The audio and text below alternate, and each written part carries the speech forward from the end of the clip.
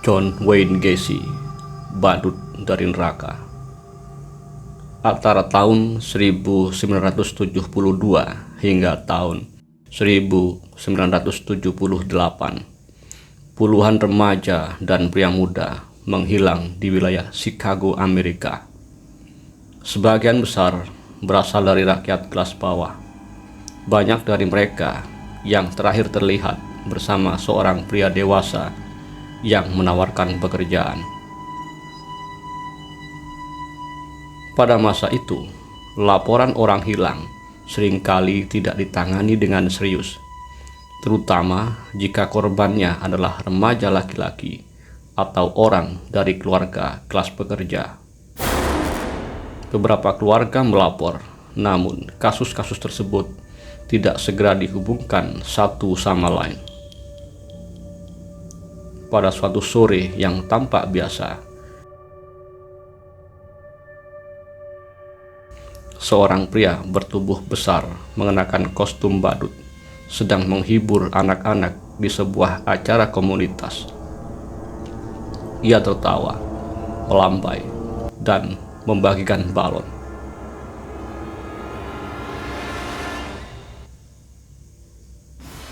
Pria berkostum badut itu bernama John Wayne Gacy.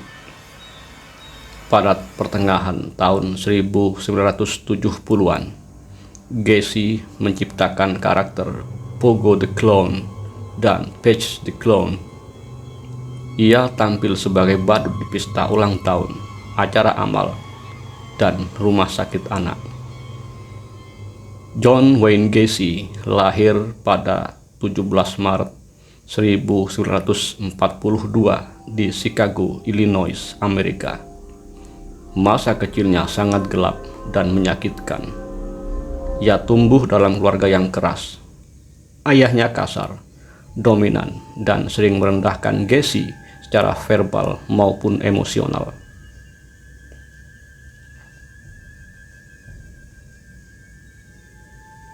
Sejak kecil, Gacy sering dianggap lemah oleh ayahnya.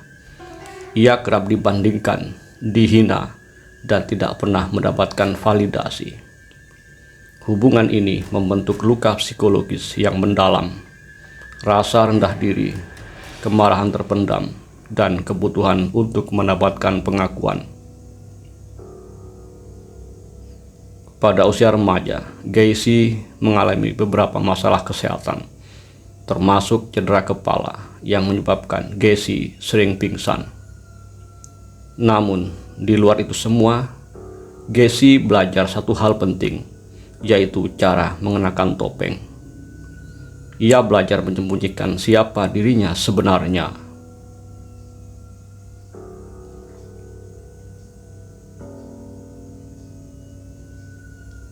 Saat dewasa, John Wayne Gacy tampak seperti warga ideal Amerika. Ia menikah, membuka usaha konstruksi, aktif dalam kegiatan sosial, bahkan terlibat dalam politik lokal. Ia dikenal ramah, suka membantu, dan mudah bergaul. Gacy sering mempekerjakan remaja laki-laki di perusahaannya. Mereka melihat Gacy sebagai bos yang murah hati, memberi pekerjaan, uang, dan perhatian. Namun, di balik kehidupan Gacy yang tampak normal itu, ia menjalani kehidupan kedua yang sepenuhnya berbeda. Sebuah kehidupan yang penuh kontrol, kekerasan, dan dominasi. Pada akhir tahun 1978, polisi mulai mencurigai Gacy setelah hilangnya seorang remaja bernama Robert Pierce. Bukti-bukti kecil mulai mengarah ke satu titik yang sama, yaitu rumah Gacy. Ketika penyelidikan dilakukan lebih dalam, bau busuk tercium dari ruang bawah tanah. Awalnya, Gacy berdalih bahwa bau tersebut berasal dari masalah pipa. Namun, kecurigaan polisi semakin kuat. Penggalian pun dilakukan. Apa yang ditemukan kemudian mengguncang Amerika. Di bawah rumah Gacy, polisi menemukan sisa-sisa puluhan korban yang dikuburkan secara tersembunyi. Total korban yang berhasil diidentifikasi berjumlah 33 orang, menjadikannya salah satu pengambil nyawa berantai dengan korban terbanyak dalam sejarah Amerika Serikat. Berita ini menyebar cepat ke seluruh negeri. Media meliput tanpa henti. Publik tidak hanya terkejut, mereka juga sangat takut. Rumah John Wayne Gacy di Des Plaines, Illinois, tampak biasa dari luar, rapi, tenang, dan tidak mencolok. Namun di bawah rumah itulah hal sangat mengerikan tersembunyi. Bagaimana mungkin seorang pria yang aktif di masyarakat, yang berjabat tangan dengan politisi, yang menghibur anak-anak sebagai badut, menyimpan rahasia sekelam itu? Rumah Gacy menjadi simbol kengerian tersembunyi, tempat di mana kejahatan berlangsung bukan di lorong gelap, tetapi di ruang yang seharusnya aman. Badut dalam budaya Amerika melambangkan kegembiraan dan kepolosan. Gacy memanfaatkan simbol ini secara tidak langsung, merusaknya untuk generasi berikutnya. Setelah kasusnya terungkap, citra badut di Amerika berubah selamanya. Ketakutan terhadap badut, yang kini dikenal sebagai coulrophobia, meningkat tajam. Gacy menjadi alasan mengapa badut tidak lagi dipandang sepenuhnya aman.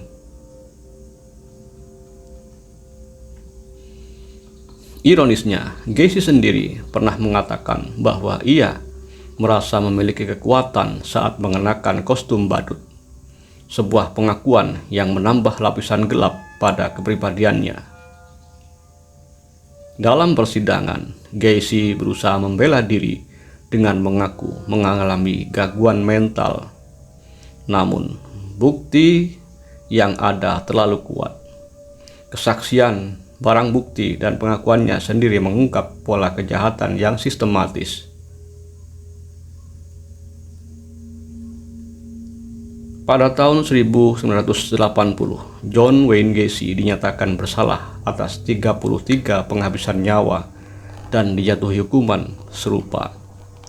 Selama berada di penjara, Gacy tetap menunjukkan sisi manipulatifnya. Ia melukis, menulis surat, dan bahkan menjual lukisan badut buatannya. Sebagian publik mengecam keras praktik ini karena dianggap memonetisasi penderitaan korban.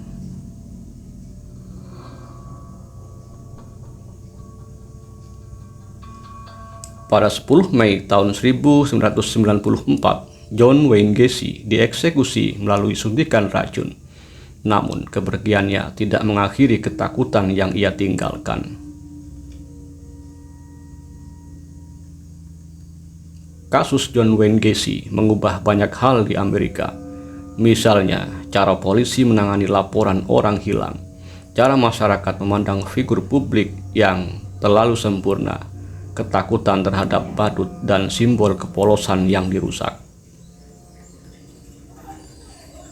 Gacy mengajarkan satu pelajaran pahit, bahwa kejahatan tidak selalu tampak seperti kejahatan. Ia tidak bersembunyi di pikiran masyarakat. Ia adalah bagian dari masyarakat itu sendiri. Hingga hari ini, nama John Wayne Gacy masih disebut dalam buku psikologi kriminal, dokumenter, dan diskusi akademik. Bukan untuk dimuliakan, tetapi untuk dipahami agar sejarah kelam tidak terulang.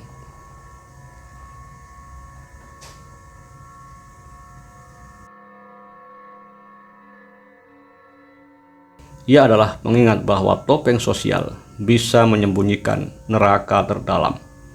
Dan terkadang, yang paling menakutkan bukanlah kegelapan, melainkan senyum yang tidak seharusnya kita percayai.